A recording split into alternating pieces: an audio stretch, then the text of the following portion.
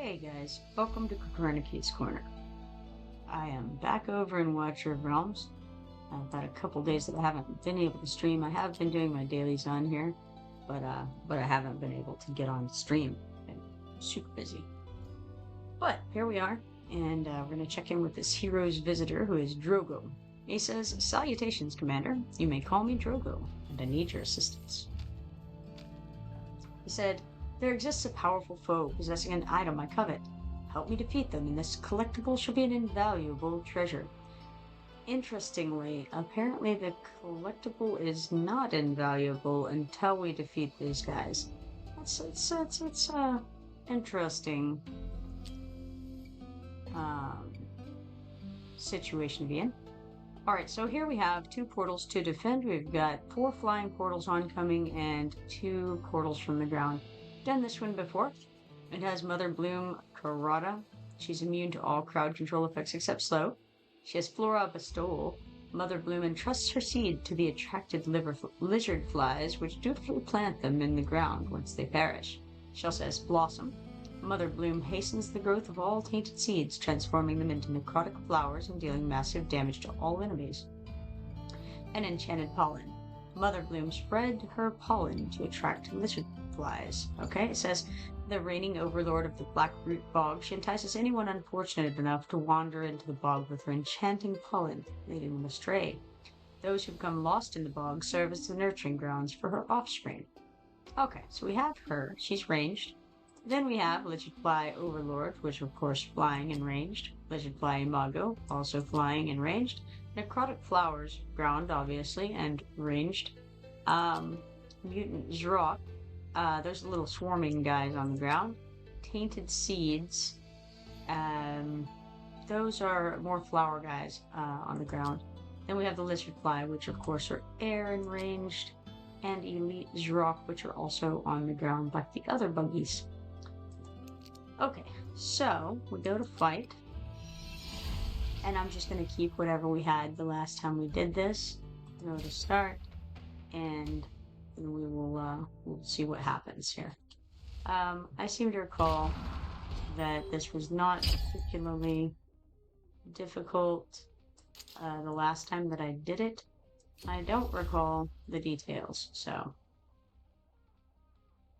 Now, as a reminder, ranged guys like to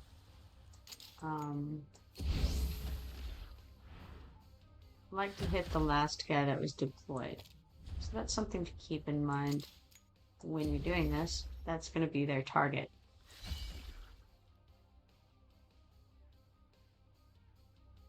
I think we want to go here with Setram so that he can hit everything. And then we can throw out Dao-Chan over here so that she can do her thing to everything. And we'll throw on her DPS mode. And then I think Setram here. Now, one thing I do need to be aware of is that, you know, these guys do have to be able to kill the flying bugs that come along and not let them go into the portal as they are wont to do. I, again, don't think it's going to be a particularly difficult situation, but just something to keep in mind, really.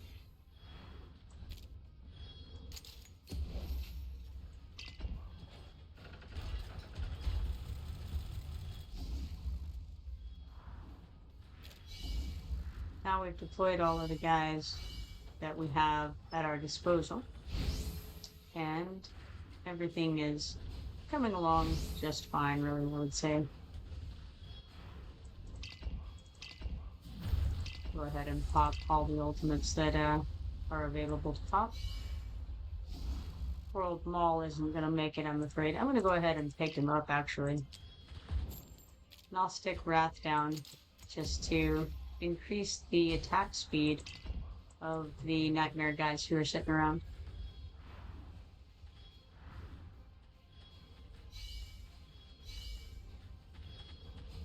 Again, I don't think it's going to be that meaningful one way or another, really. Alright, that was 32 out of 32. just for curiosity's sake, let's take a peek over at the stats in a minute. All right, we got Solkadens at the top here, interestingly, followed by Idril, then Cetrum, then Honora, then Arrogance, Idrin, and then finally Maul. All right, continue here.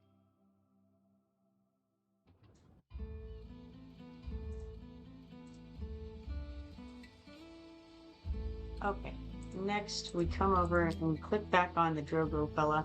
We have to click complete on there. Tells us quest complete. We get our 5 arena permits and 200 stamina for that. Then Drogo says, I'm yet to acquire the Pathfinder's tribute for my collection. Fetch it for me, will you, Commander? And he would like 2 of these things, and they come from Gear Raid 2. I currently have some things running, quite a few things running for Gear Raid 1. I could switch over to doing some for Gear Raid 2 to get those and then switch back afterward. It's 12:48 a.m. currently, so that may not be the worst idea ever. Perhaps it's a good idea, in fact. I would like to give it some more time on that, actually, though. Let's go over to the arena and see what we have here. We have 2 minutes and 30 seconds before I can refresh anything, and the numbers on these guys is pretty massive. My team says that it's 327,958 on the BP. That's actually not accurate. My current team is more like 323,000 somewhat. But I haven't updated the auto fight, so it would appear to be 327,000 on here, but it would still be 323,000 in reality. So alright, I shan't do that then. If that's the case, I suppose I will go ahead and end this, and then we'll switch over and do the Gear Raid 2 until we get some of those Pathfinder's tributes that we need. May as well finish this quest up because it only has an hour and 10 minutes left on it. So, okay, we go to raids, and then we're going to Gear Raid 2. We needed, I think, 2 of the Pathfinder's tributes there. So let's start by just doing 2 fights, see where we're at, and then do some more afterward. Okay. So we've got all that going on. Let us go and do a couple of summons real fast. We've got a bunch of different things going on this weekend that ends tonight. So let's go ahead and get some of these guys.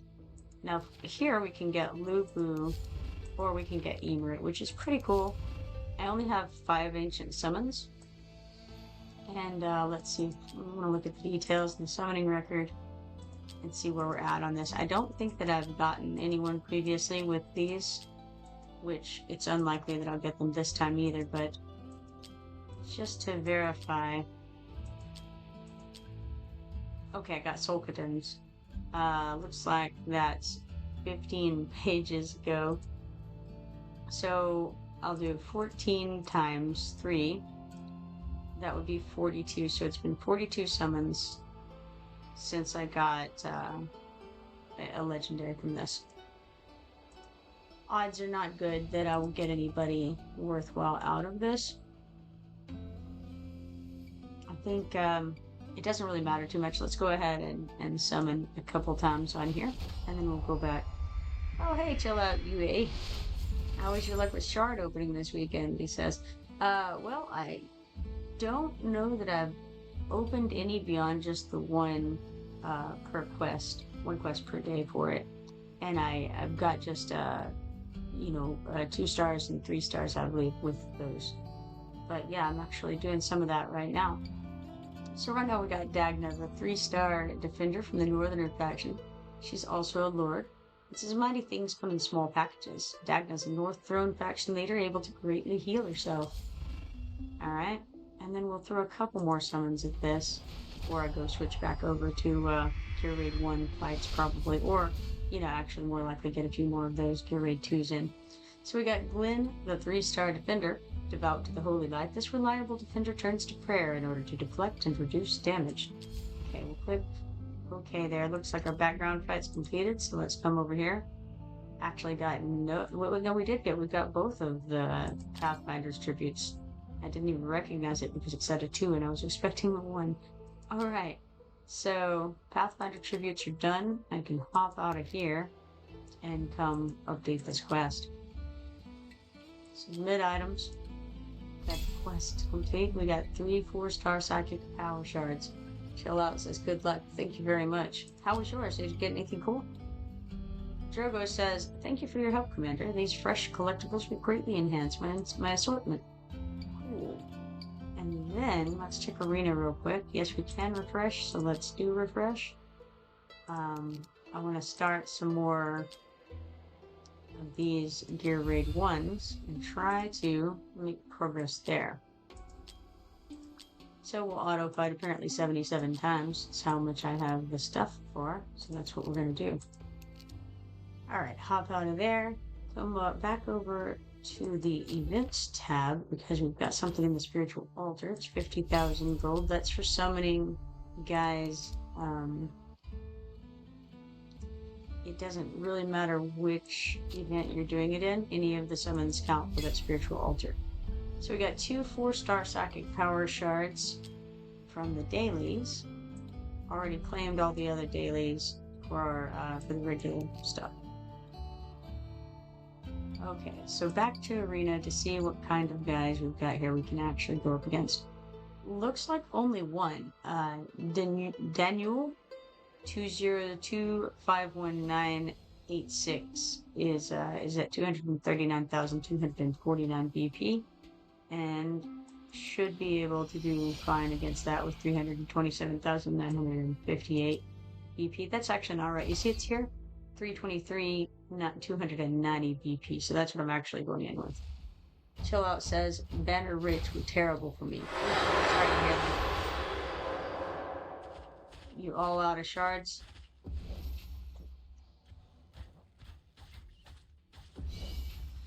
Alright, so here we have, looks like we put out Edril first, which has limitless shots. During the skill effect, each basic attack fires 3 consecutive shots to one enemy, each dealing 80% damage, lasting for 25 seconds. During the ultimate, the hero's attack range becomes unlimited. And, so, there you go. That's, Edril, basically her big thing is she can hit somebody from anywhere on the board. Alright, so for that, we got 3 arena coins, 8 Duel of Champions points, and 8,000 XP potions.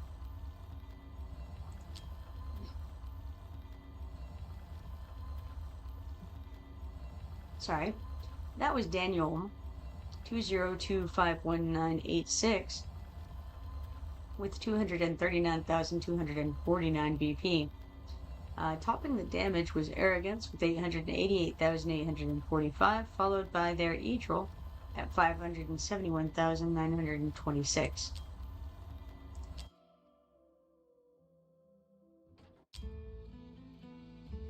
Alright, so none of the rest of these are within a range that seems reasonable to me, so I will get out of there and go over to events because we've got something to claim here in the Duel of Champions. And it's 100 diamonds. Very nice. Can't complain about that. Hopping out of there. 1256. Bird is going to refresh soon. For now, however, I'm going to go and do some more of those summons we just were talking about. Alright, I've got 3 more of the ancient summons. May as well use those, right? First one is once again Dagna, the 3-star defender from the Northerner faction. She is that lord we just saw a few minutes ago. She can heal herself up, and she's really, for a 3-star defender, she's pretty decent. I ended up using her for quite a while. Here we have Sorzus, the 3-star mage from the Nightmare faction. Advisor to the Nightmare Legion, Sorzus preys on the weak. He does exceptional damage to low HP enemies. I don't end up really using him personally, but, and I don't know, maybe he could be good under certain conditions. I feel like he could, but it's just not what I ended up with. Oh, here's Lightlock. He's a healer. He is a 4-star healer, no less, from the Watcher and the Northerner factions. Knowledge is power. As the Archmage of the White Tower, Lightlock knows a thing or two about healing. Well, we also get 50 diamonds for sharing about getting him. So there we go. Chill out, says Dagna has a decent 30 gems. Yeah, that's about right. But she really, when you first start, you get Dagna, and she does all right, for some of the fights. I think I used her in one of the gear raids. I don't remember really which one, but I do remember I used her for a while there, successfully. So, all right. So then we have.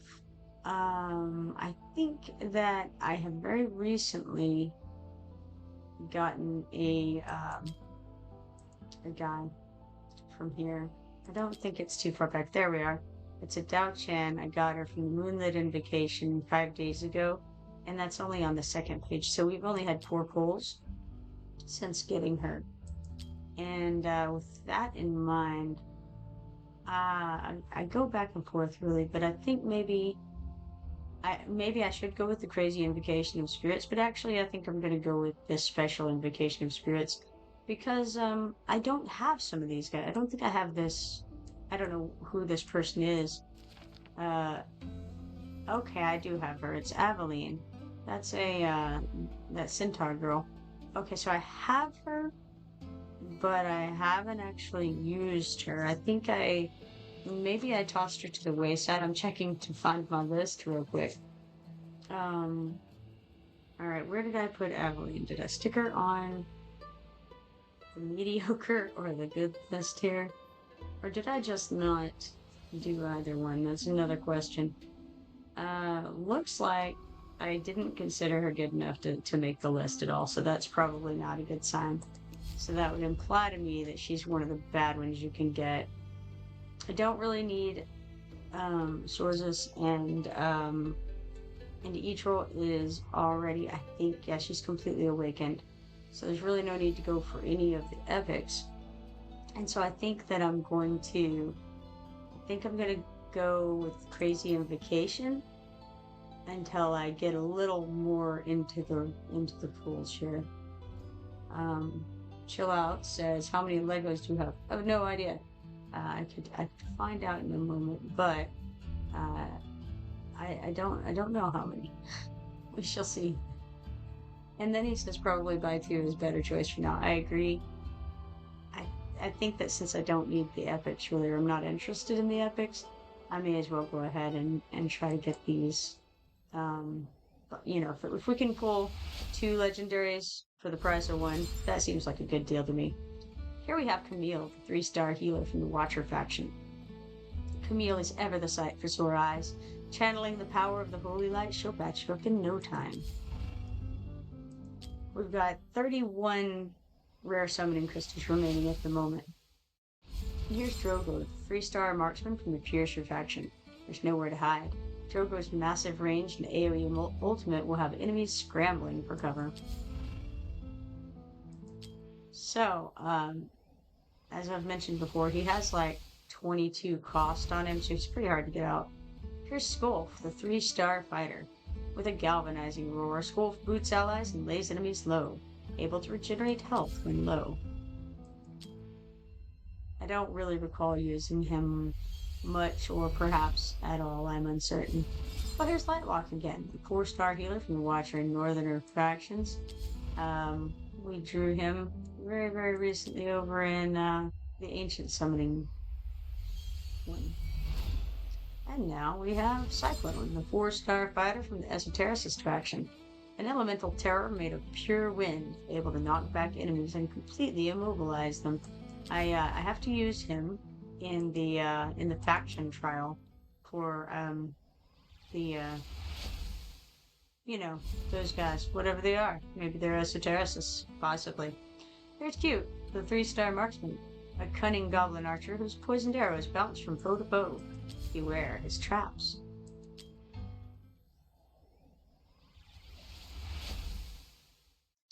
And now here's Liam, the 2-star marksman from the Piercer faction.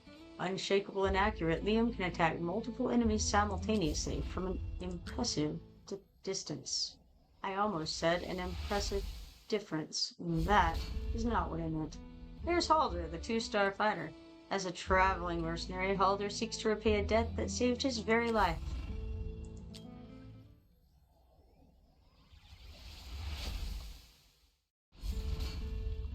Followed by Ryder, the 2-star fighter. Obsessed with Arlo, this double-bladed warrior mimics his every move, can heavily increase his own attack. Again, it's another one I'm not sure that I've ever really used. As far as the greens go, Liam is probably one of the most decent, but Ryder, I don't feel like I ever used him. Here's Hayden, the 2-star fighter. Hulking and tanky, this trusty warrior can reduce hero summoning costs. The good news is, if nothing else, we're getting those points in the spiritual altar. Here's Spring, the 3-star healer. As rejuvenating as the season itself, Spring can heal multiple units at once.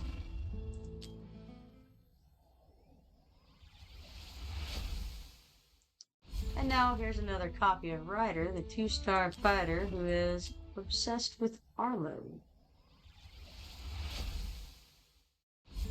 And Ogrel, the 3-star fighter who is the epitome of a berserker, and he goes into a rampage and, apparently is great at what he does. I haven't actually played with him, so I don't know. And here we have Arlo himself, the one that Ryder is obsessed with. 2-star fighter. A masked man of the people, Arlo's a dexterous fighter who can reduce hero summoning costs. Chillout has posted some images of a yellow thing with large eyes, and it's moving its hands excitedly, I think. Edge of the seat, I think, is what we're going for here. Here's Liam, the 2-star marksman from the Piercer faction. We just talked about him and also just got him a little bit ago. So let's try the next one. We've got Jonas, the 2-star fighter. Your classic drunkard with a spear. He may be a deserter, but he sure can bolster himself in the fight. I still haven't gone and looked at their backgrounds, so I really need to sometime. Here we have Screef, the 2-star marksman. Can't trust this one. This vile goblin will lead you into the dark while plugging you with his daggers. It's kind of an interesting thing to say overall. Here is Halder, the 2-star fighter who is seeking to repay a debt that saved his very life. I'm thinking, I don't know. Praetor is a 2-star defender. Wielding his great mace, Praetor defends the weak while in constant search of his lost love.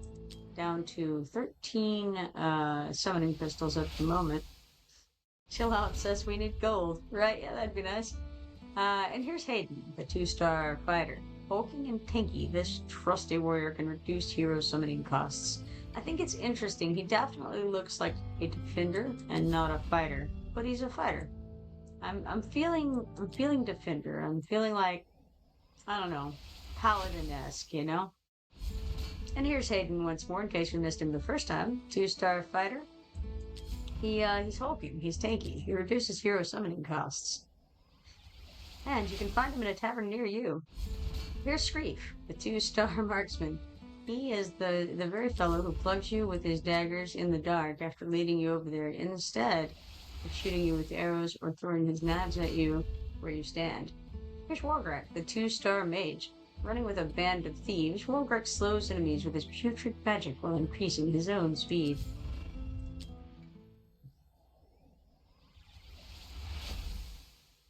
Followed by another Hayden, the 2-star fighter, who's hanging around nearby. He has not left the vicinity, and we ran into him again. And here's Amelie, the 3-star marksman, a huntress not to be trifled with. Amelie's spears are deadly accurate and greatly reduce enemy defense.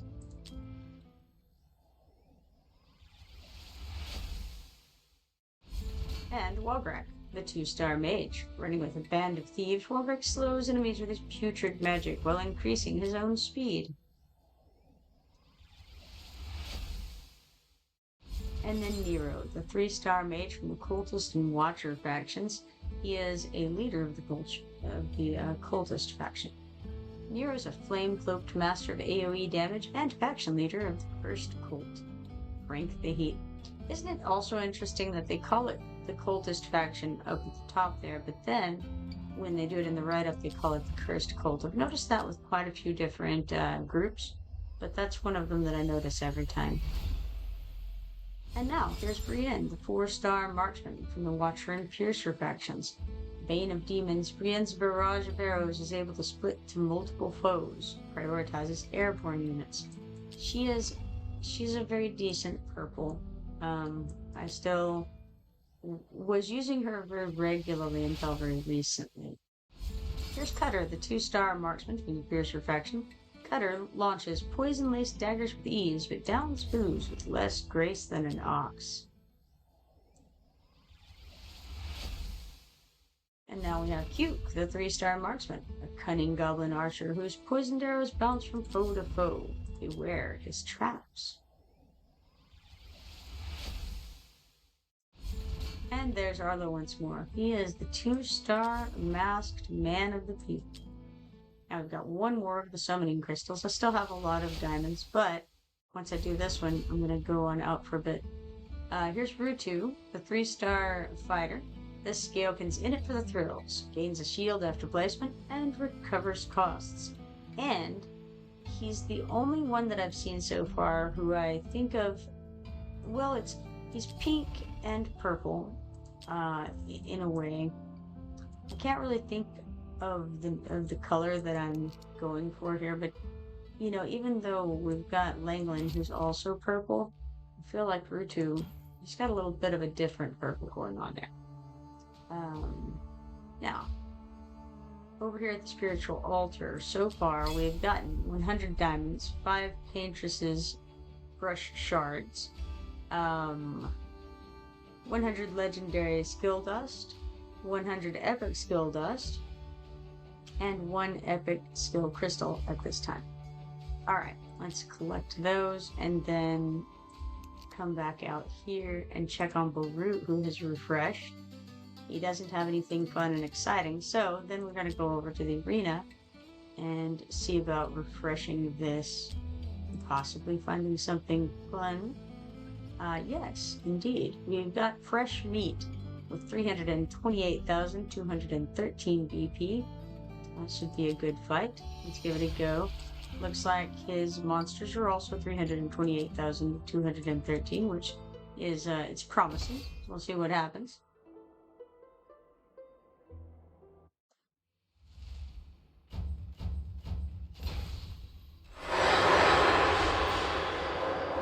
Alright, looks like they're starting out with Hot Suit. Now, Hot Suit is very good DPS, so I feel like that's a pretty decent start.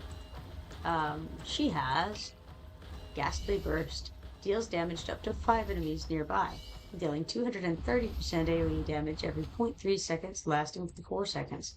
They followed that up with Vlad Dracula, who's also quite good. He has Impaling Charge, can choose and charge to an unoccupied ground tile within 3 tiles, dealing 500% AoE damage to up to 7 enemies in path. If cast in place, deals 360% AoE damage to up to 10 enemy targets within 2 tiles.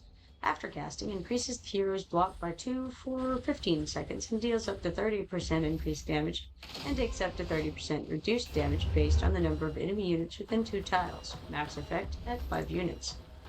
And I'm not sure if this one was next, but it's a Nora. She has Worm Dive. She's got a dragon that she carries along with her, named Labor. When activated, Labor immediately deals 360% AoE damage to up to 10 enemies in range. Then, during the ultimate, increases Labor's damage by 110% and expands both its attack range and damage range, lasting 20 seconds. And then, they've thrown out this fellow, Twin Fiend. I don't have Twin Fiend either. Meteoric Strike is his ultimate. Marks 1 target. I don't get to finish it. Alright, so we got a victory on that. That was against Fresh Meat, 328,213 BP there. And the stats show that the top DPS was Arrogance, with 10,071,200 damage, followed by Hot Suit with 8,051,610 damage. Then it drops down to Edrin at 6,924,020, and then from there it falls off a cliff. So then we got 3 arena coins, 8 Duel of Champions points, and 8,000 gold.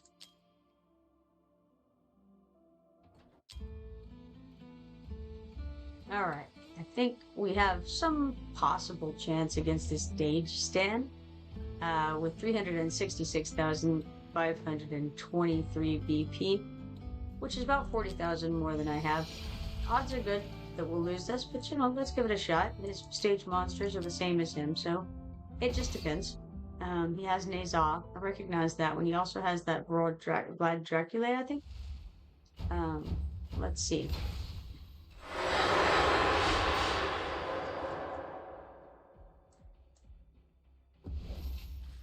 So they chose first to throw out Vlad Dracula with Impaling Charge. You choose and charge to an unoccupied ground tile within 3 tiles, dealing 500% AoE damage to up to 7 enemies in path. If cast in place, deals 360% AoE damage to up to 10 enemy targets within 2 tiles. After casting, increases the hero's block by 2 for 15 seconds and deals up to 30% increased damage and takes up to 30% reduced damage based on the number of enemy units within 2 tiles. Max effect at 5 units. Now he's thrown out Boreas. This is the Frost Giant guy, who has Frosty Endowment, activates Eternal Ice Haven, and increases damage by 175%. Each attack will reduce the trigger interval of the next Frozen Purification by 1 second. This effect lasts for 25 seconds. They followed that up with Elowen. She's a healer. Heals all allies in range for 60% base healing every second, lasting for 10 seconds. The first healing will dispel debuffs from all allies in range, and I think she has a boost. I don't have her myself, but I think that she has a boost that she gives to her teammates as well. So that was Dage Stan with 366,523 BP. And looks like the highest damage on the board was the Frost Giant. His name might have been Boreas. I'm not sure. I just know he's that Frost Giant guy. Followed by Arrogance at 7,359,510. Then Edrin at 6,003,360. And then it drops off after that. Interesting. Alright. We got 3 arena coins and 4 Duel of Champions points for that.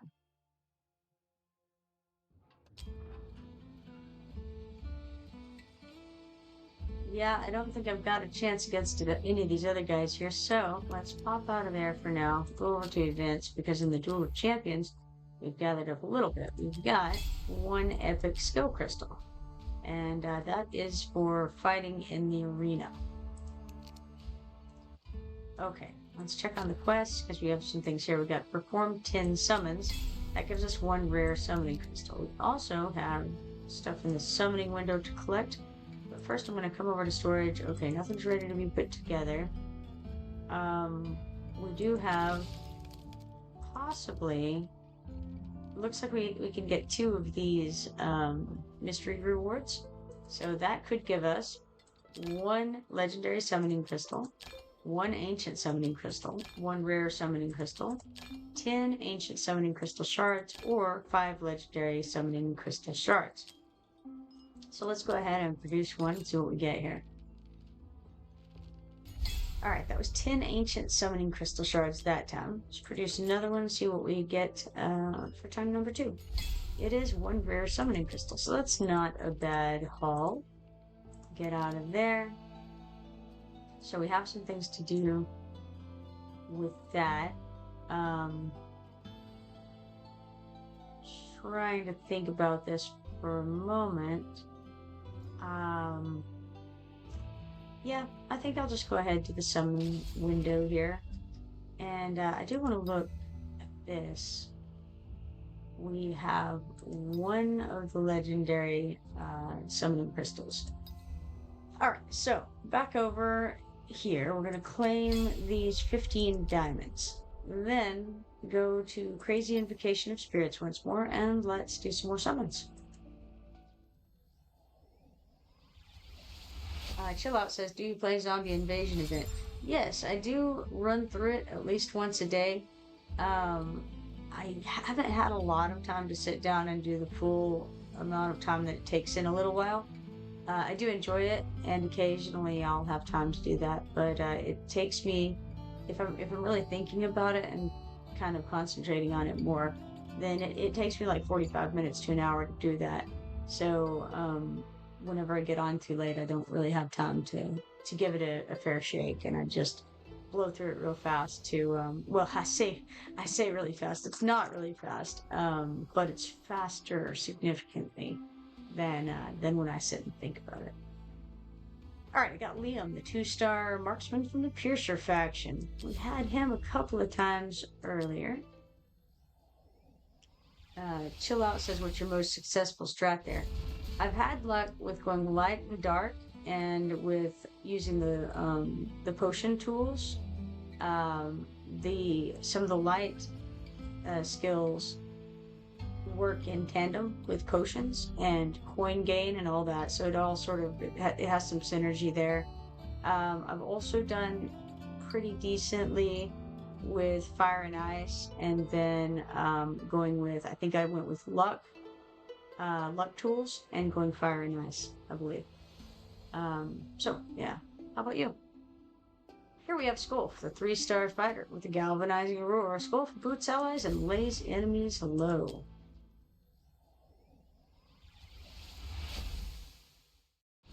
And then Ryder. He is the 2-star fighter who's obsessed with Arlo. He mimics his every move. Must be awkward for Arlo. Here's Voltus, the 3-star mage from the Cultist faction. Voltus, assigned to protect the commander, possesses electrical powers of mysterious origin. Beware his devastating storm. Yes, Voltus, terrifying to the low-level enemies. He's got this electrical field, and it does wipe out the enemies when you're just starting, which is when you get Voltus.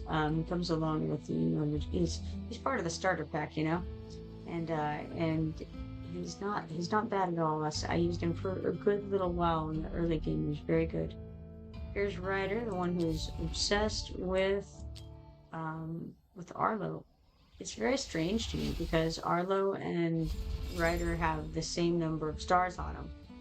It's an odd choice to be obsessed with someone of the same rank. He's like imitating this dude, but he's actually like equal to the guy. It's kind of interesting.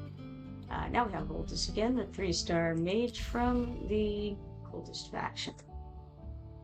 Chill Out says, I'm trying to push wave 140 plus with Fizz, Tornado, and Meteor. Oh, physical.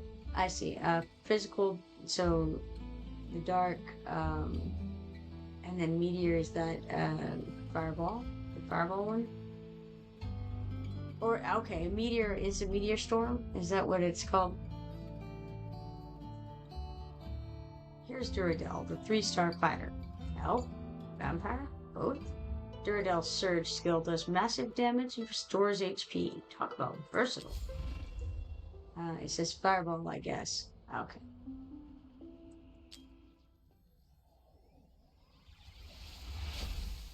Yeah, I've not had good luck with physical, personally. I feel like there could be a strategy with it, but I just haven't. I guess I haven't messed around enough with that build to find to find the niche there. Here's Ryder, the one who is obsessed with Arlo. He's a 2-star fighter. Mimics his every move, it says. And Ryder once more. He also can increase his own attack, in case you wondered about Ryder. And here's Glenn, the 3-star defender. Devout to the holy life, this reliable defender turns to prayer in order to deflect and reduce damage. Chill Out says, I watched a video of Banana Luck. I can find it if you want. I don't know Banana Luck. Is that a person who does very well at the with the zombie invasion, maybe? Alright, here we have Nunya, the 3-star healer. Let this one's magic soothe your soul. Nunya calls upon the jungle to heal her allies and bolster defense. See, every time I read that about it soothing your soul, I always think of the song, like it's kind of music just soothes your soul. Here's Rogers, the 2-star defender. Stalwart and loyal, Rogers can bolster his own defenses to become a human wall. I was collecting a good deal of Rogers recently. They were just kind of piling up, and I was thinking we were going to be surrounding a lot of things pretty soon with our human wall. And here's Shelor, the 3-star fighter. 2 axes are better than 1. Shelor's blood surge throws her into a frenzy. I tell you what, I wouldn't want something like that being in a frenzy anywhere nearby. And here's Rogers, the 2-star defender who is stalwart and loyal and becomes a human wall if left to his own devices. Followed by Rumnose, the 2-star defender. Boy, I felt like, I was missing out on somebody here. I hadn't seen Rumnose this whole session. This cheeky goblin can't stay out of the drink. I did, actually. I saw him once already. When healthy, he's mighty hard to take down. I think I did. Now, you know what? It was that other goblin that I saw, the one that can't hold his liquor. He's less grace than an ox. What's his name, I wonder? We saw him, or maybe no. All the goblins confuse me. They're all very similar in their look. And here's Rogers. He is the same 2-star defender who makes the human wall. I hadn't been seeing him too much, but he's really popping up now. Now we have Liam back in the area. He is the 2-star marksman from the Piercer faction. One of the better green guys. And Langland, he hasn't made an appearance this session yet, I'm certain. He is the lavender healer I mentioned earlier. Langland, the 2-star healer. Langland is as devout as can be. His healing magic dispels negative effects, keeping allies in fight.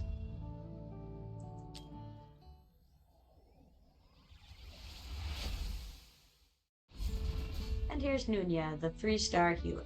Let this one's magic soothe your soul. We experienced Nunya earlier. Now, let's see. We've summoned over 40 guys so far. Question is, do I want to switch? No, I think not. Maybe. It's hard to say. Let me see. Let's go ahead and claim these 3 rare summoning crystals. And I think I'll pop out of here and have a look around real quick. Over in the events window, we've got some W Gold gift. That's in the quests thing here, for 50 hero summons, and we get 50 W Gold gift tokens for that. And then I will get out of there and go down to the spiritual altar, where we can claim this 100,000 gold. Still have quite a few things left on this list that we can get. Want to check on the Brave Conquest. We're almost there at this 2 ancient summoning crystal mark. We're at 5,990 out of the 6,000 that we will need for those. So that's pretty cool. Let's get out of there. And then I think I want to check on the arena. Yes, we are able to refresh again at this point. So let's go ahead and do that. See what we can find on this window. I see 342,649 BP on Megapit. That's how I'm going to pronounce that, Megapit. Alright. He has monsters that are 342,649 BP, and that seems just fine and dandy. Let's give it a go. Chill Out says, Banana Luck is CC. He posts lots of useful videos. Content creator. That's what. Okay. This one was for zombie invasion. Well, awesome. What is the 3 stars there mean? Are you rating him? He gives the 3-star videos. Here we have Anora.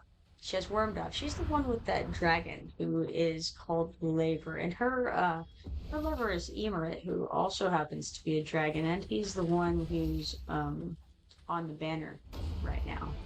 Oh, links are blocked. Oh, hold on. Yeah, you gotta think he is possibly a subscriber. I'm not really sure.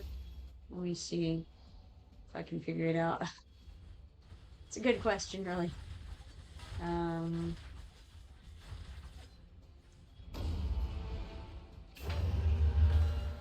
I'm not sure how to let it go through.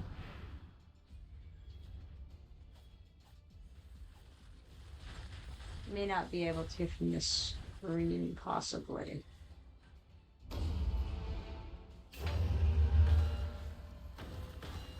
Or maybe I can. Hold on here.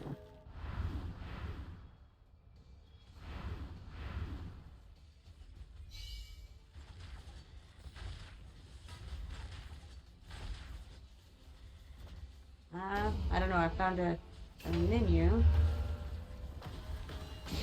but it doesn't look like I can do anything with links on there.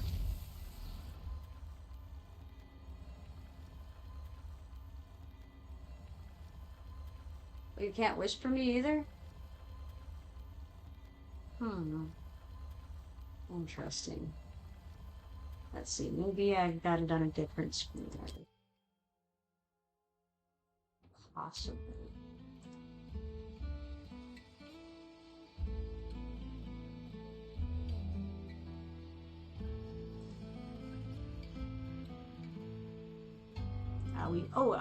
I'm so sorry, guys. I totally failed on that last fight against Mega Pit, and I didn't read off the results there. I was distracted and apparently just clicking buttons here. Uh, he says you should still be able to see it as moderator. So what I see is just 3 stars. That's all it's showing on my window here. I can, shows that I can pin it, and I can reply to it, but I can't actually see what it is, interestingly. But perhaps I can figure out how to make it show. Maybe. Permissions. I found permissions here.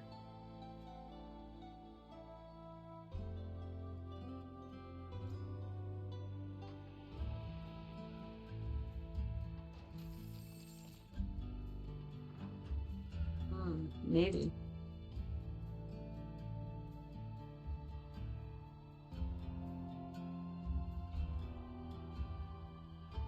Ah, okay, I found it. Okay, apparently it automatically deletes posted URLs except for ones posted by me, moderators, admins, and VIPs. Well then, that's easy enough. Hold on a second. I think I can fix this situation. Probably.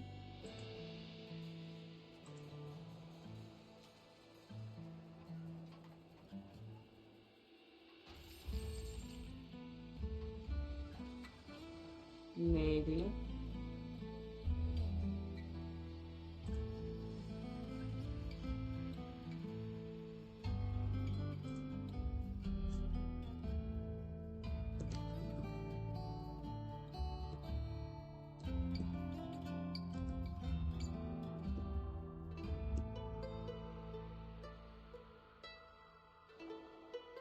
Alright, I think this ought to do it. Alright, there you go. Try again. See if that works. Alright, now, I don't have anyone else that I could potentially go up against with any degree of success. So I will get out of there. Oh, how weird. Okay, so it posted it and then it immediately deleted it, but it shows it now. How weird. Copy, try that again. Did that show up? It looks like it shows on my screen.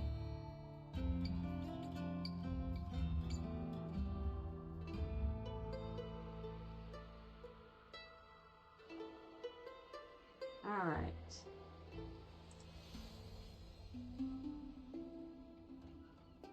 Almost there. Okay. Now, let's go to events. Okay, it did show up. Great. Go to Brave Conquest, where we can collect these 2 ancient summoning crystals. We only have 27 minutes left on this, so I don't think we're going to get any further probably than that. But hey, you know what? I'll take it. Still have a lot of fights running in the background right now. See how far away we are. Quite a ways away from 4th place, so I don't think we're going to make it there probably either. But we'll keep those running and see what happens. Alright, check on the mine over here. We've got 2,550 coins, 1,500 XP potions, 13 stamina, 1 diamond, 1 auto fight attempt, and 2 mithril waiting in the mine claim. Chill out says more summons. Woohoo! Yes, absolutely. That will be what will happen next. Alright, so we got all that. We're going to come back over to the summon window. And let's see, we can get a couple more of these special ancient summonings in. And try to get that Emerit or Lubu, either one. I'm equal opportunity. Instead, we have Narvi, the 3-star fighter. A most inquisitive adventurer, Narvi makes a great companion, bolstering heroes and reducing costs. And I've used her under many conditions as well. She gives, I think, inspiration to a couple of her compatriots who are in a square around her. So she's actually pretty nice. Oh, hey, look, we got a guy. Who is it? It kind of looked like it flashed Emerit onto the screen, but no, I don't know. Now I don't know.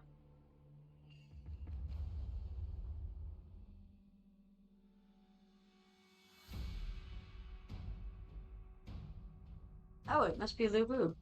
Maybe. It looks like Lubu, right?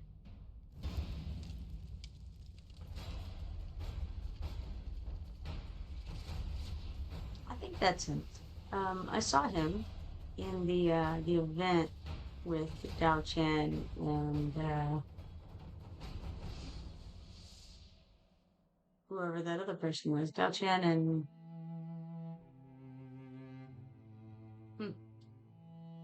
cannot remember the name. Was it Nora? No, that makes no sense, does it? Alright. Lubu. 5-star fighter from the Chaotic and Northern factions. Oh, thank you. Thank you, chill out. Yeah, I think that probably it'll be really helpful because I think he pairs up with Dao Chen and should increase her in some way. He's got that whole bond thing. Lubu, once driven by an insatiable hunger for power and possessing unrivaled invincibility, now stands corrupted by chaos. His unmatched might is twisted into savage fury. Upon entering the deep descent state, Lubu gains independent HP, transforming into a demon god that strikes terror into the very fabric of creation. So let's continue here. Chill Out says, not the greatest, but he can help you on AoE arena. Ah, there you go. That's something. So, very good. We got a guy. That was the first, well, I guess well, no. Yeah, I think Soul Cadence came from here is what I determined earlier. Alright, so it's confirmed there. That's nice. Emerit would have been pretty cool too, but I'm certainly not complaining about Lubu. That ought to come in handy. Alright, now, back to these lovely rare summoning crystals here. See what we can get.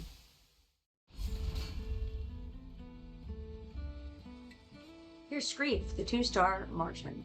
Can't trust this one. This vile goblin will lead you into the dark before plugging you with his daggers. To be honest, I mean, I'm just happy that I got anything. So there's that. Here's Liam again, the 2-star marksman from the Piercer faction.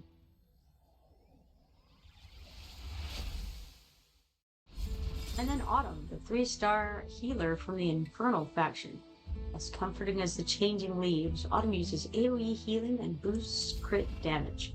I used her for quite a long while, and then I got Dao Chen. but she was very useful AoE healer for a 3-star.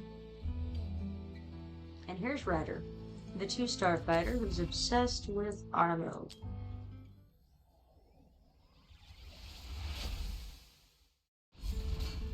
And now for Preeter, the defender, who is constantly searching for his lost love. And Jonas, the 2-star fighter, classic drunkard with a spear. Maybe a deserter, but he sure can boast himself in fight.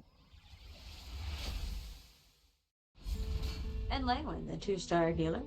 Langland is as devout as can be. His healing magic dispels negative effects, keeping allies in the fight.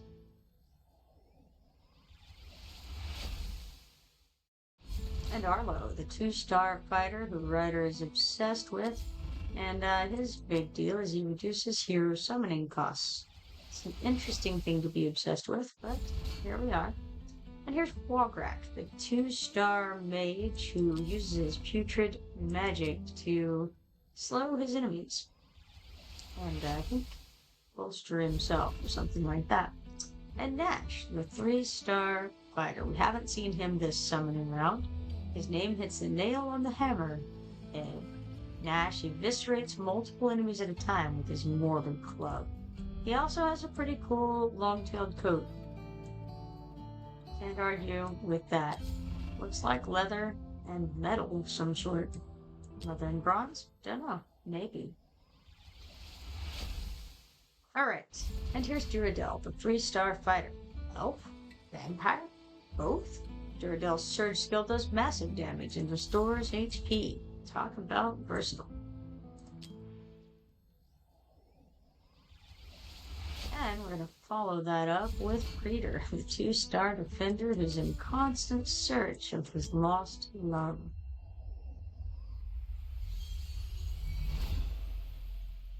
And Muriel, the 4-star defender from the Watcher faction, the paladin you need at your side. Muriel can heal herself and others, all while dishing out damage. Alright, wonderful. Muriel, your friend and mine. And then we have yet another Nash. That's interesting. I had just commented on the fact that I hadn't called him at all yet, and now we've got a couple of them. Nice.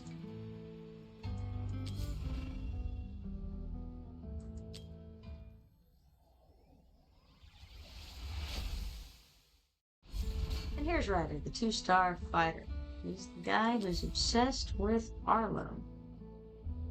I'm trying to remember who it is, and we're going to come over and look. Over in Special Invocation of Spirits. Okay, so there's Nazah and Beelzebub as far as the legendary heroes go, I should say, up there at the, that one. This one, I don't know, do I want to... This is not the one where you get 2 legendary heroes. It's the one where your chance of getting a legendary hero goes up by 2. I think I'm going to switch over at this point to the Nazah Beelzebub arena. Just in case I do hit one, I would rather it be them. I think. Alright, let's claim these diamonds here. And in fact, I'm going to get out of here first and go check on other things. Because over in events, we have something to claim in the W gold gift. Obtaining 1 legendary hero gets us 50 W gold gift tokens. And then we also have something in the spiritual altar here.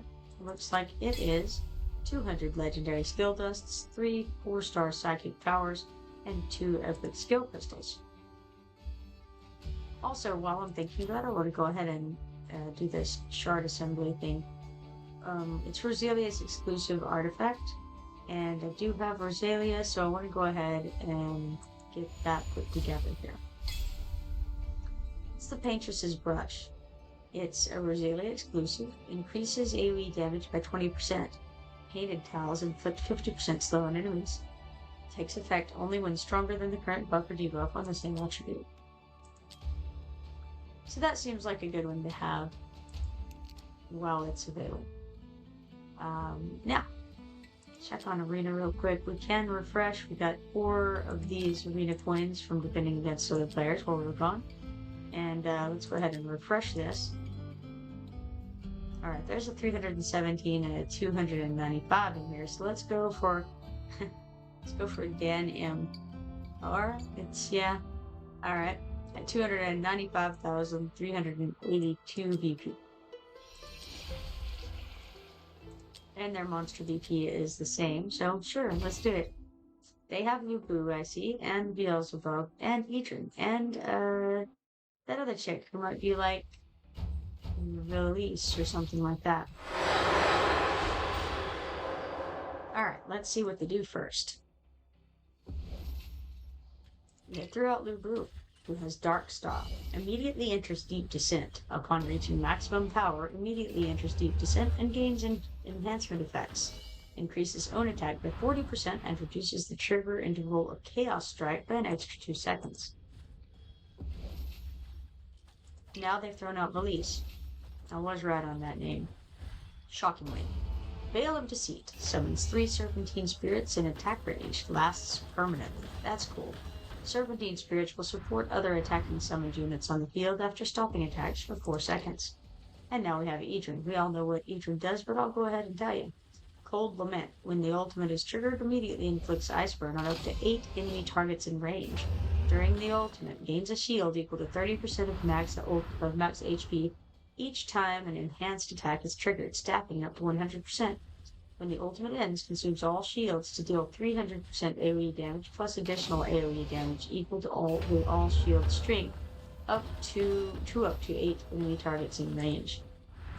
And then he stuck out Beelzebub over here. Corrupted Swarm. During the ultimate, applies AoE damage reduction to cultist allies within the skill range and summons Putrid Flies. Putrid Flies generates a powerful vortex that pulls up to 10 nearby enemies toward its center with 2 times strength and inflicts slow on. The vortex lasts for 5 seconds. I wish we could see what the classes are here, what the factions are on these guys, because I don't know who all is a cultist. Here we have Nyx, who has Spinning Fireblade. After attacking an enemy, it deals AoE damage equal to 75% of attack 3 times for 30 seconds.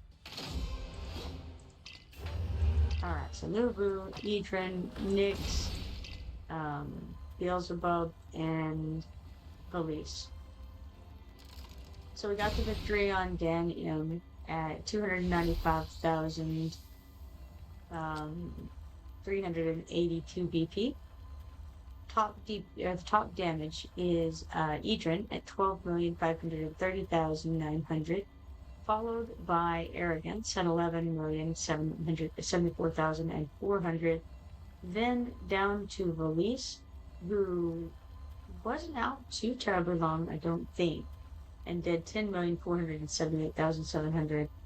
And then it drops down to Lubu after that, who was the first one that they put out, I think, right?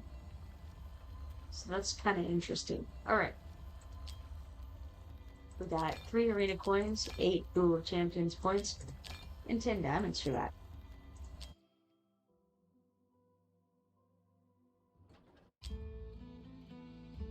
Alright, let's do 317,742 next. And their monsters are 325,736 BP, which implies that they have somebody on their team who's quite a bit better than the rest, and that would be Ajax, so I recognize that guy.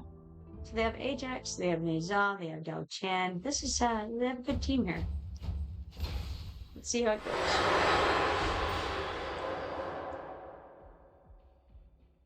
Alright, so first he stuck out Neza. Good choice, she's high DPS. She has Red Lotus Revenge. When activated, increases attack by 60% and expands attack range to create Windfire Whirl, lasting for 30 seconds. When the ultimate ends, deals up to 300% AoE damage to up to 10 enemy targets in range based on the number of weapon switches performed during the ultimate. Following that up with Dao Qian over here, who switches between like a healing mode and a DPS mode. And we have her in DPS mode, which is why she has this red fog around. Then they stuck out Enora, the one with the dragon. She has Worm Dive. When activated, Labor immediately deals 360% AoE magic damage to up to 10 enemies in range. Then, during the ultimate, increases Labor's damage by 120% and expands both its attack range and damage range, lasting for 20 seconds.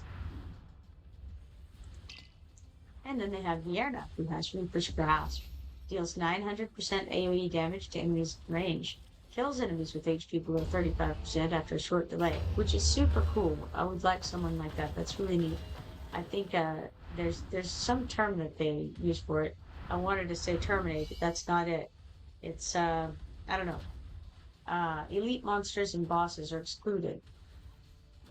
Execute, maybe? Vierna? Maybe it's called execute when you do it. Alright, so now they have their Ajax out. Ajax is super high DPS.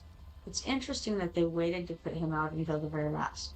I don't know, I've never had him obviously myself, but maybe he's just really high cost? I'm not sure. Alright, so their Neza did the most damage. 12,857,300 for Neza. That's very good. And then that dropped down to Arrogance after that at 9,025,660. And then Edrin at 8,130,310. So their Neza just dominated as far as DPS goes. Both everyone on their team, but also everyone on my team to a large degree. That's interesting. Alright, so for that we got 3 arena coins, 8 Duel of Champions points, and 8,000 gold. Put it back on here. And I think that's all that I want to go against right now. Hop over to events, because in the Duel of Champions, we've got 100,000 coins to claim there. Okay. Now, we'll do a few more pulls here on the summons. Going to do the special invocation of spirits and see if we can get anybody fun here. I won't have too much longer before I need to run, but I do want to do a few more. Here's Wolf, the 3-star fighter. He is the one who lays his enemies low with a galvanizing roar.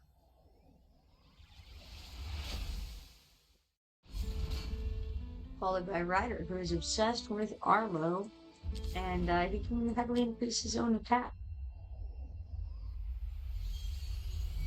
And now we have I, 4-star mage from the Esotericist and the Northern faction. Full of endless intrigue, I plants magical seeds of frost capable of exploding at the feet of her enemy.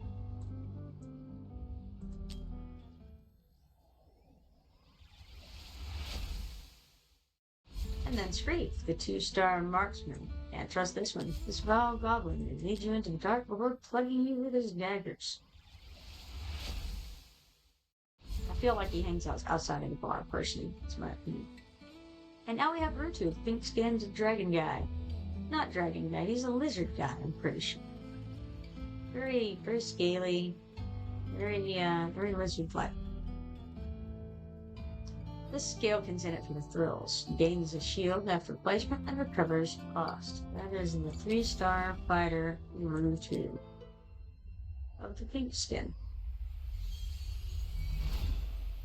And then we have Azoth, the 4-star mage from the Infernal faction. Apple doesn't fall far. Zilitu's son is a master of critical damage with an affinity for fire magic. Absolutely. Let's summon again.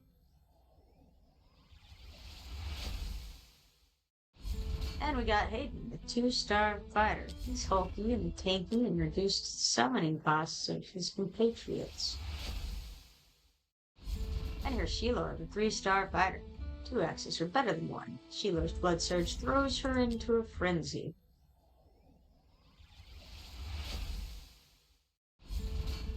Rumnose, the 2-star defender, can't stay out of drink, but when he's healthy, he's mighty hard to take down. Hey, Quad, how you doing? What are you doing up at this time of day? What is this? 2 in the morning. And here's Arlo, a masked man of the people. He's a dexterous fighter who can reduce summoning costs.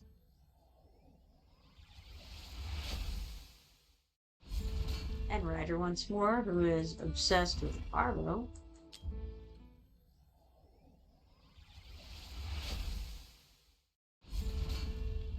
And Wograk, the 2-star mage. He runs with a band of thieves and uses his putrid magic to slow his enemies while increasing his own speed. Wad says can't sleep. I'm going to watch myself to sleep. Good call. Good call. Here we have Gogrin, 3-star fighter. Stained crimson, this feral beast rouses allies with his war cry and goes berserk when health is low.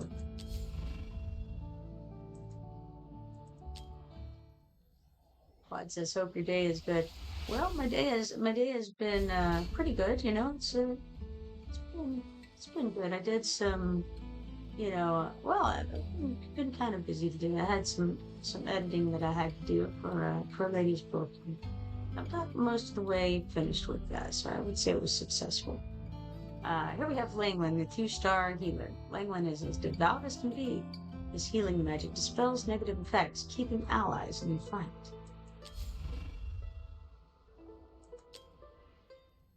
How about you?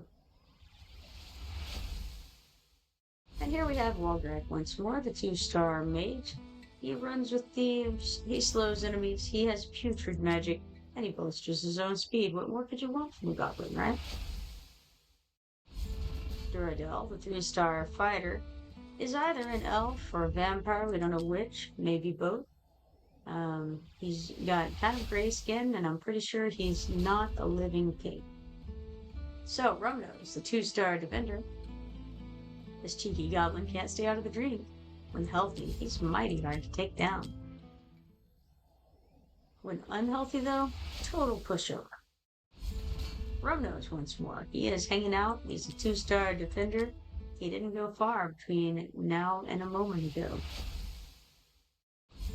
And Sorceress, the 3-star mage from the Nightmare faction.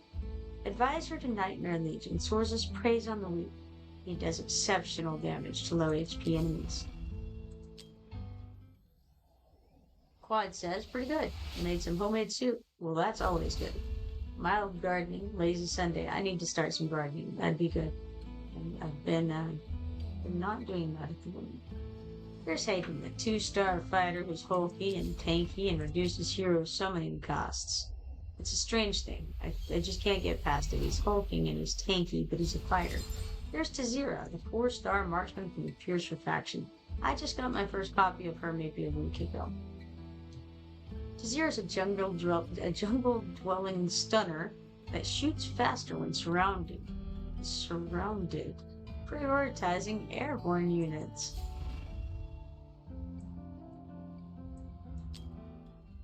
We're very low now on the summoning the diamonds, you know. Here's Vortex, the 4-star healer from the Northern faction. Created from an experiment gone wrong, this elemental uses the power of the ocean to heal allies.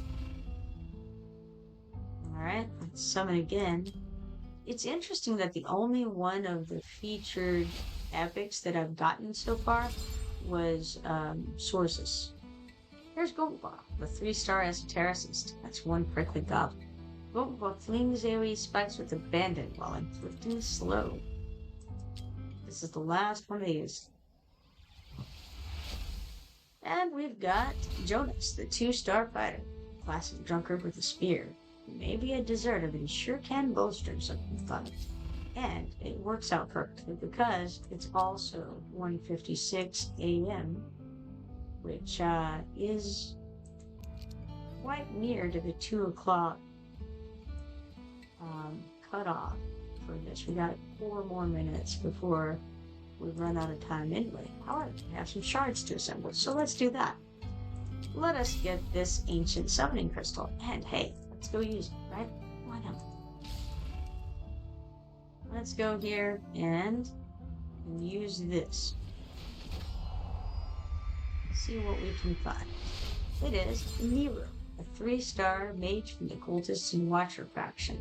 We had him a little bit ago. He's the lord of the cultist faction. And it says Nero's a flame-plagued master of AoE damage and faction leader for the cursed cult. Crank the heat. Alright, Nero it is. Confirm that. And hop on out of here.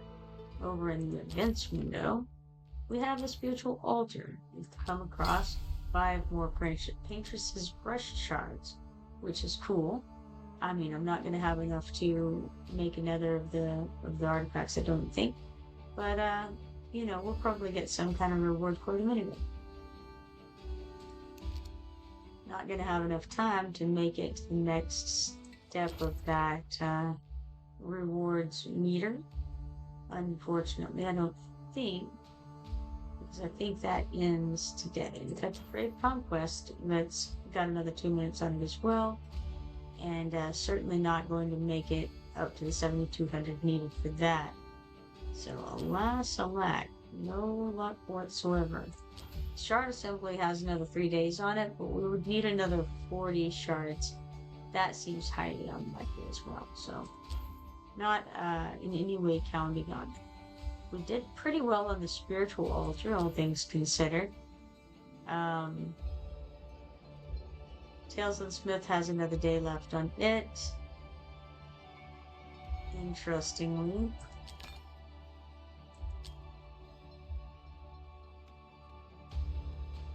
Just kind of interested in looking at that. Corridor of Gloria is from leveling up, starring up, promoting heroes, or upgrading heroes' skills. And we've got another day left on that. So, probably I can get a little bit further on it, but not too terribly much on that. Wizard's Horde also ends in a day. Probably I should try to do some of those. Could definitely complete resource raids 15 times. And that would get us some gold. It would be cool to get like the rare summoning crystal there for enhancing gear by 60 levels in total, which should be very doable. Yeah, I don't see why not for some of this stuff. So, I wonder if I spent, yeah, okay, I did spend the money in the shop, so that's good. Well, let's hop over here and refresh the board.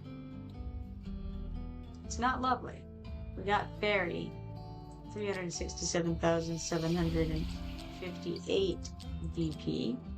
May as well give it a go and see if we've got any chance whatsoever. He's got 24,000, no, I'm sorry, 44,000 more BP than we do.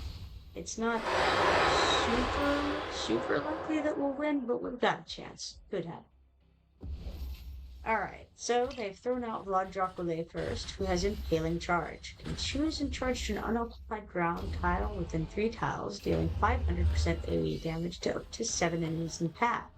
If cast in place, deals 360% AoE damage to up to 10 enemy targets within 2 tiles.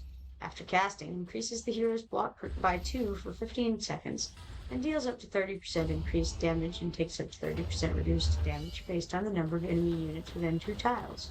Max effect at 5 units. And then he's thrown out Vierna. Vierna deals 900% AoE damage to enemies in range, kills enemies with HP below 35% after a short delay. Elite monsters and bosses are excluded, and that's Reaper's Grasp from Vierna. They've also put down Beelzebub down here, who has Corrupted Swarm. During the ultimate, applies AoE damage reduction to cultist allies within the skill range and summons Putrid Flies. Putrid Flies generates a powerful vortex that pulls up to 10 nearby enemy units towards its center, with 2 times strength and inflicts slow on them. The vortex lasts for 5 seconds. And then they have Enora. She's the one with the dragon named Labor. When activated, Labor immediately deals 360% AoE magic damage to up to 10 enemies in range. Then, during the ultimate, increases Labor's damage by 150% and expands both its attack range and damage range, lasting for 20 seconds. And then over here in the corner, they have someone named Eon. Interesting. Death Vortex is her ultimate. Casts a gravitating force, dealing 110% AoE damage per second to affected enemies for 60 seconds. Force also pulls up to 8 surrounding enemies towards its center with 1 time strength, inflicting slow. Very nice. Actually, we did pretty well there. I'm not sad about it. We got him down to 5.4%, and with his very much higher VP, I didn't really expect any better, but it didn't quite make it. So their top damage here was Blood Dracula at 16,591,700 damage, followed by My Arrogance at 15,920,200 damage. Then Edrin at 11,612,200, and then Vierna at 10,053,700. Very nice. We got 3 arena points and 4 dual champion points for that. In spite of everything, decent rewards. Alright, so we got weekly rewards here. Last week's season is ended. Here are the rewards you earned based on your rank. Excellent. See what we have. We have 360 diamonds, 550 arena coins, 80,000 XP potions, and 1 rare summoning crystal for that. It's not bad. It occurs to me too that before anything else, I better hop out of here and into this. That was a 4-star psychic shard. Trying to get through all these things so that I can click on this and end it. And then I can start on the next thing that we've got going on. Because now that it's the next day, I can move it over to a new set of things that we are going after, which, let's see, Gear Raid 2, to win trophies and redeem rewards is the next thing on. So let's go ahead and start that. Looks like we're on stage 17 of this, so let's max that out and start that fight there. And then hop out of here. You know, actually, I should have gone on into here. That's the Lost Legacy, and it's got a prize for us. So let's claim that 120 stamina that's available there. Hopping back out and go over to Beirut, who does not have anything that excites us greatly, but we do have the guild shop, which has a couple of rare summoning crystals for 400 guild point things. Technical term, guild coins. There we go. Alright, got that. And then the arena shop, we've got a huge stamina potion to claim, and also 3 rare summoning crystals. If nothing else, we have that. Very cool. Could get the XP potion boost, or XP bonus, I should say.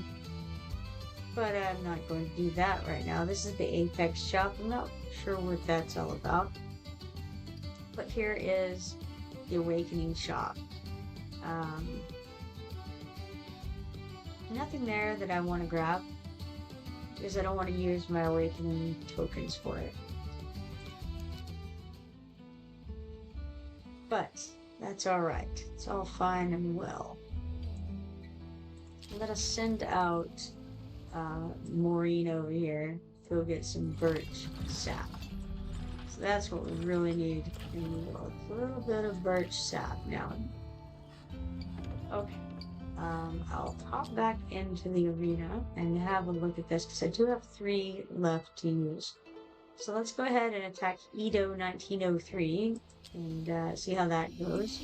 His monsters have 268,980 BP. Let's give it a go.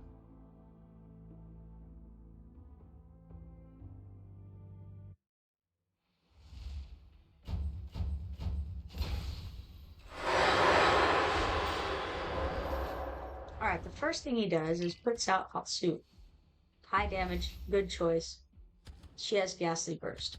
Deals damage to up to 5 enemies nearby, dealing 230% AoE damage every 0.3 seconds, lasting for 4 seconds.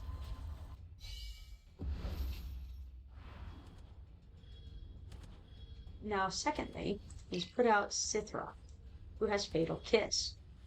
Summons Tormented Soul in attack range. When summoned, deals 100% AoE damage 1 time to up to 8 enemy targets around Tormented Soul. When the hero's current HP is greater than 30%, causes HP drain equal to 40% current HP. And then he stuck out Eagle down here, limitless shots. During the skill effect, each basic attack fires 3 consecutive shots to one enemy, each dealing 80% damage, lasting for 25 seconds. During the ultimate, the hero's attack range becomes unlimited, and her attacks no longer prioritize airborne units. Okay, then we stuck out Mari. Mari has Blizzard. Basically, she slows down people and she also does some damage. So that was Ito 1903. And Ito had 246,845 VP. As to the monster's damage, Hatsu wins that with 2,780,080, followed by Setram at 2,513,730. We got 3 arena coins, 8 Duel of Champions points, and 5,000 gold for that.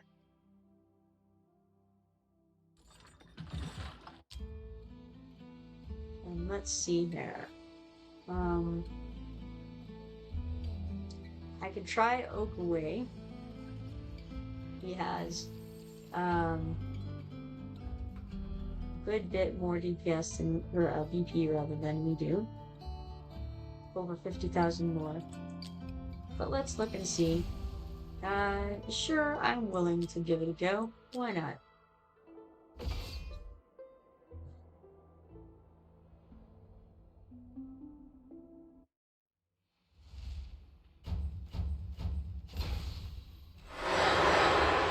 Alright, so here we have the very first round, and it is Aruka.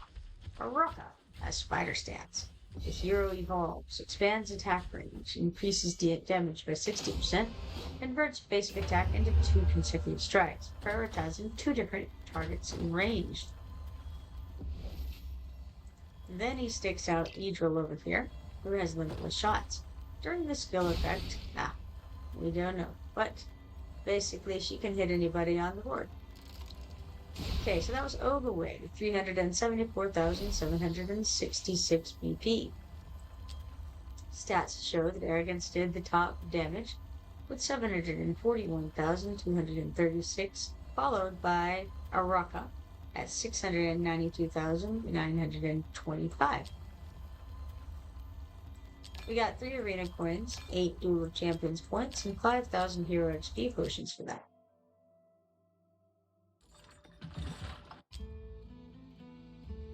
Okay, we have 1 more arena token. We don't have anyone else who we can reasonably beat. Let's go ahead and refresh. Alright, let's try Tigror at 217,429. His stage monsters have 225,468, which is slightly better than his numbers. So he's got somebody on the team who's a little bit better. Probably that Rune Hollow right there. I recognize him. Alright. First, he sticks up Idril, who has limitless shots. During the skill effect, each basic attack fires 3 consecutive shots to one enemy, each dealing 80% damage, lasting 25 seconds. During the ultimate, the hero's attack range becomes unlimited, and attacks no longer prioritize airborne units. Then he's thrown out Gao Chan, who is in the DPS mode. She can do Serenade of Hope and Song of Sorrow. And she switches between them. Now, he's thrown out Rune Hollow. Chill Out says, got to wave 149, by the way. Very good. Congratulations. Rune Hollow's ultimate is Bone Volley. Loads up to 20 Twin Strike bolts. I don't know what it does. It's as far as I got here. Alright, so Tigror has 217,349 BP? No, 429. Top damage was Arrogance with 1,162,320, followed by their Idril at 1,152,840, That's interesting. All right. Well, there we got 3 arena coins, 8 Duel of Champions points, and 5,000 gold.